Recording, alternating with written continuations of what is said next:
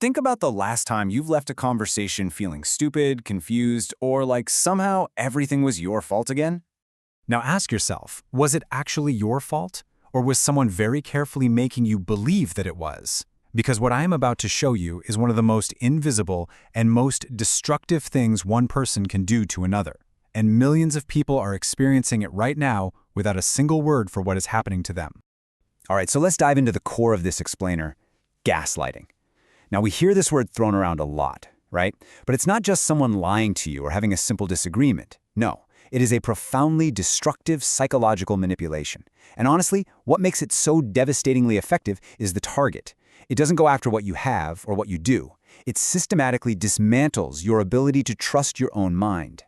If you're subjected to this for long enough, you don't just doubt the specific argument you're having. You literally start doubting your own memory, your own perception, your emotional reactions, basically your entire sanity. And the craziest, most insidious part of the whole shebang? The person doing it almost never looks like a villain. To the outside world, and even to you, they usually just seem like the reasonable one. So to really wrap our heads around how this works, we're going to break down the 5 distinct signs of this invisible manipulation. Okay, let's look at sign number 1. Rewriting your reality. This is where the very foundation of your world is first attacked. So the first big red flag is when your memory of an event is constantly contradicted. And I mean contradicted with absolute unshakable certainty. Think about this. It's a super relatable example. Let's say someone makes a deeply hurtful comment to you. You remember it word for word because, well, it stung. But when you bring it up later, they look you dead in the eye and insist, "I never said that." They don't just say they remember it differently. They tell you with 100% confidence that your memory is completely wrong. When this happens over and over across different situations, their sheer certainty actually starts to chip away at you. You start wondering, wait, is my memory really that unreliable? Over time, you literally train yourself to stop trusting your own recollection of events. You start checking with them first before you trust your own lived experience. And I need to be super clear here. This isn't a natural result of you having a bad memory. This is the manufactured result of someone systematically telling you that your brain cannot be trusted. Moving on to sign number 2, reframing your emotions. This shifts the attack from your memory directly to your feelings. Now this one is just brutal. What's really insidious about this technique is how your totally natural emotional reactions are consistently reframed as the actual problem. Picture this. You're crying about something real. Something that genuinely hurt you. You try to express that hurt, and how do they respond? It's never an engagement with the actual thing that upset you. Instead, you're met with a phrase perfectly designed to shut you down. Something like, you're just being too emotional to have a rational conversation right now. Or maybe, wow, you're way too sensitive. Or you're totally overreacting. Just like that, the actual issue completely vanishes from the conversation. Suddenly, you find yourself frantically defending your basic right to even have feelings instead of discussing what hurt you in the first place. Give this enough time, and it basically teaches you to police and suppress your own emotions before you even speak them out loud, just because you've been conditioned to believe that your feelings are the problem. Right, which brings us to sign number 3, the selective memory trap. This reveals a brilliant yet completely devastating double standard. The crucial point to understand here is how this selective memory functions. There is a stark, undeniable difference in how mistakes are handled. Let's say you have a partner who can instantly list every single minor mistake you've made over the last year. It's like they're tracked meticulously, just kept on standby to use as ammo in an argument. But when you bring up something they did, like say genuinely breaking a deep promise that hurt you profoundly, suddenly they have zero memory of it. They claim it never happened, or they insist you completely misunderstood the situation. Listen, this selective memory is not an accident. It builds a highly toxic dynamic where your failures are permanent, but theirs are completely invisible.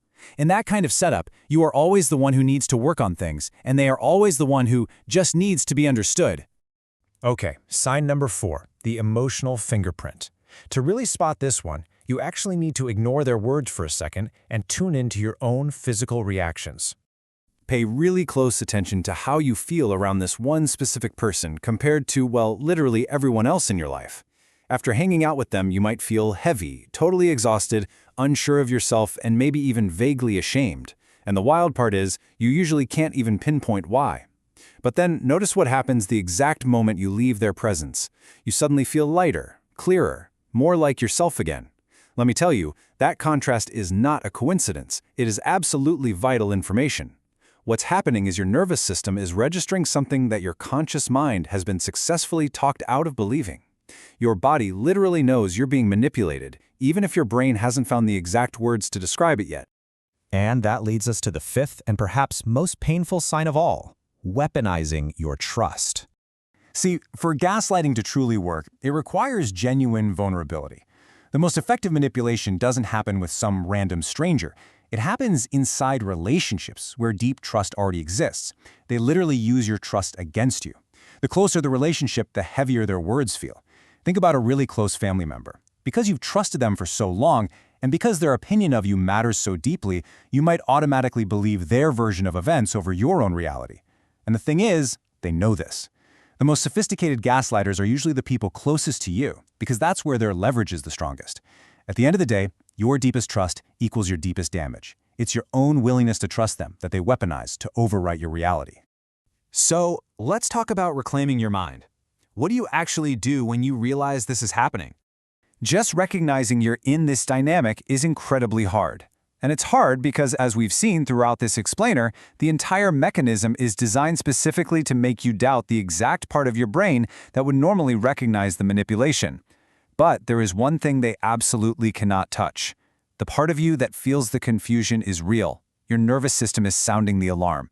That overwhelming, undeniable feeling of confusion, it's a completely accurate signal.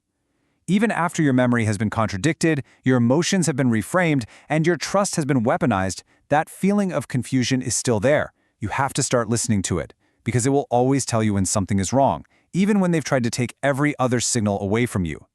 The confusion you feel is not a sign that something is wrong with your mind. It is a sign that something is wrong with what is being done to your mind. And knowing the difference is where everything begins to change. So, whose reality will you choose to trust today?